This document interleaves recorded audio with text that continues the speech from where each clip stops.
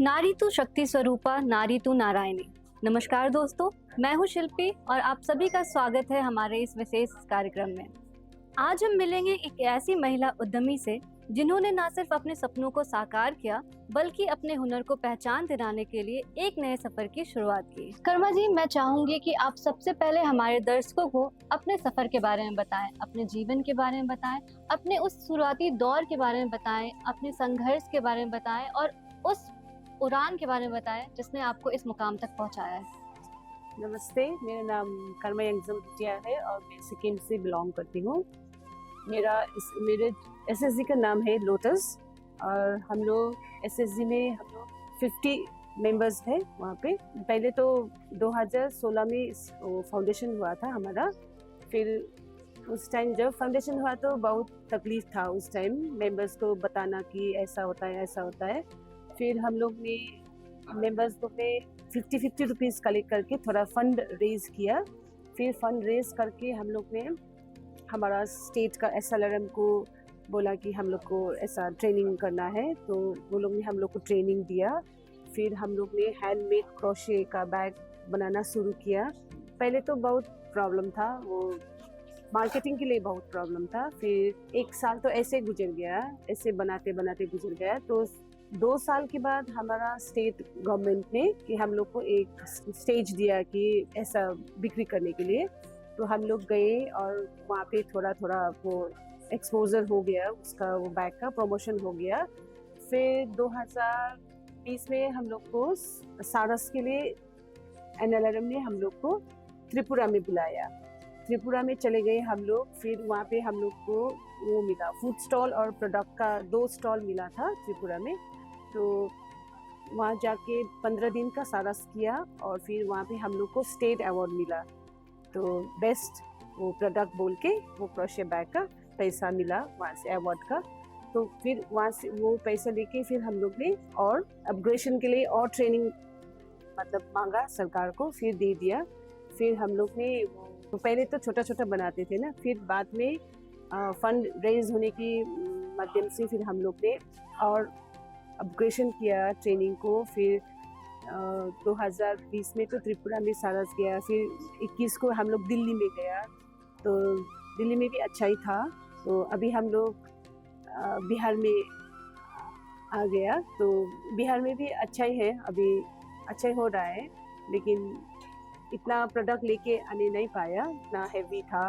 तो यहाँ तक तो बिहार में तो ठीक ही था। आप अपने उत्पाद के बारे में हमें कुछ बताएं कि किस तरीके के उत्पाद आप बनाते हैं और कहाँ कहाँ उनकी बिक्री होती है। तो हम लोग तो हैंडमेड क्रोशे और ऑर्गेनिक सोप बनाते हैं ना। सोप तो हमारा दिल्ली जाता है और मुंबई में भी जाता है और कोलकाता हम लोग वो लोग को ऑनलाइन भी सेल करता है। और हैंडमेड क्रोशे तो अभी कर्मा जी, जैसा कि आप जानती हैं कि हमारे समाज में एक चलन है कि पुरुष ही व्यापार करते हैं, वही उन पे ही घर की जिम्मेदारी होती है।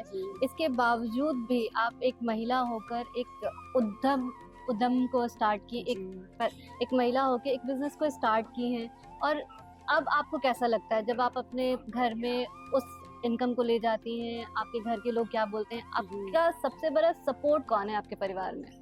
सबसे बड़ा सपोर्ट तो मेरा परिवार में हस्बैंड ही हो गया। पहले तो वो बोलते थे ऐसा ट्रेनिंग मत करो, दिन भर जाना पड़ता है ना, तो अभी तो हस्बैंड ही सपोर्ट करता है।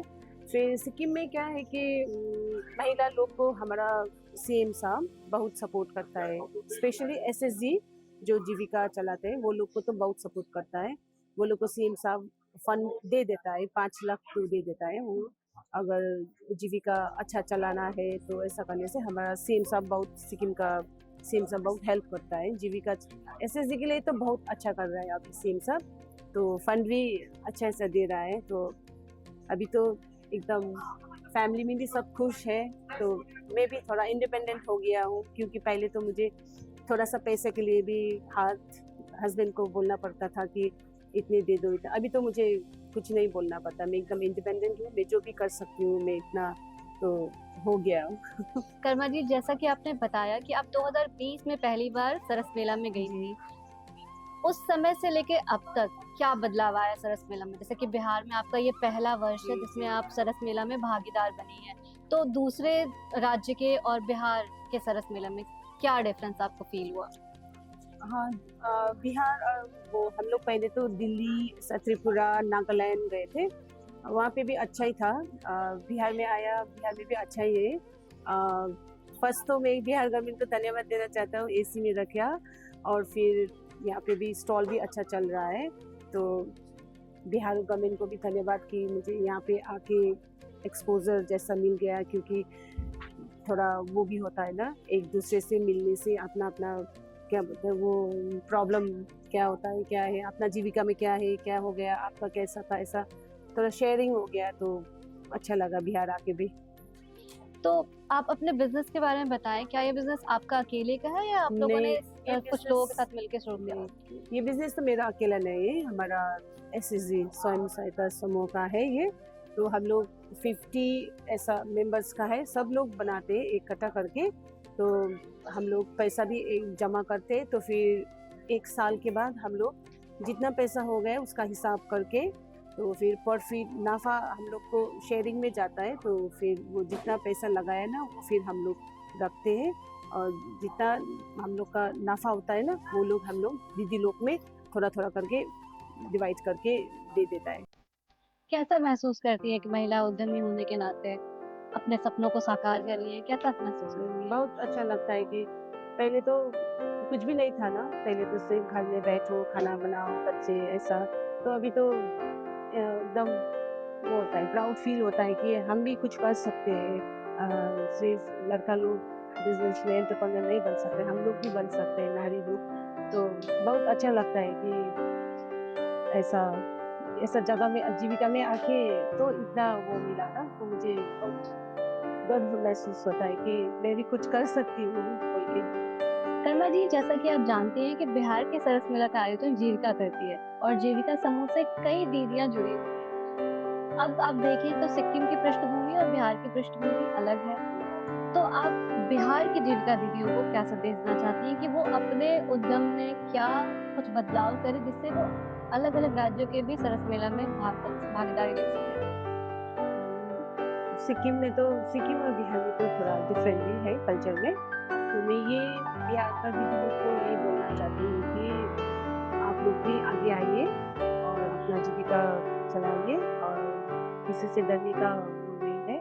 तो अलग-अलग जगह में मौका जाने के लिए मौका मिले तो आप जा सकते हैं। जी। कर्मा जी की ये कहानी बताती है कि अगर हौसला और मेहनत हो तो पहाड़ों से लेकर मैदान तक हर जगह सफलता पाई जा सकती है। बिहार सरस मेला ने ऐसे ही कई उद्यमियों को मंच दिया है। ऐसे में मैं कर्मा जी और अन्य राज्यों से आई कई महिला उद्यमियों को तहे दिल से धन्यवाद देती हूँ और उन्हें भविष्य के लिए ढेरों शुभकामनाएं देती हूँ। धन्यवाद।